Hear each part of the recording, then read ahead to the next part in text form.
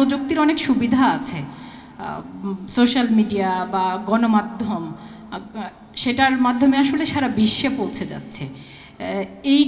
এই যে যাত্রাটা তাঁতির ঘর থেকে শুরু করে বিশ্ব পর্যন্ত, বিশ্বের সকলের কাছে, সেই যাত্রাটার মধ্যে আমরা সবাই যুক্ত। যখন এরকম দেশীয় পণ্যের মেলাতে যাই, বেশিরভাগ মুখ দেখতে পাই তরুণ মুখ, বিশেষ করে নারীরা। আমার তো একেবারে প্রাণটা ভরে যায়। চলুক, এভাবেই পথ চলাটা চলুক, যাতে একটা সময় আমাদের দেশের সকল ক্ষেত্রের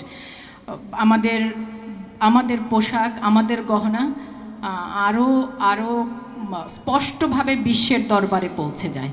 আর নানা কিছু হোক, মানে শাড়িকে শুধু জামদানি করেই পরতে হবে, আমরা যারা মধ্যবয়সী তারা না হয় শাড়ি পরতে ভালোবাসবো, কিন্তু যিনি টিনেজার তার তো একটু অন্য ডিজাইন করে পরতে ইচ্ছা করতে পারে। মানে আমি বিশ্বাস করি, হোক না ফিউশন, হোক জামদানি দিয়ে, হোক মণিপুরি দিয়ে, হোক তাঁত সিল্ক দিয়ে, হোক, যেটা তরুণ প্রজন্মের কাছে পৌঁছাবে, পরের প্রজন্মের কাছে পৌঁছাবে।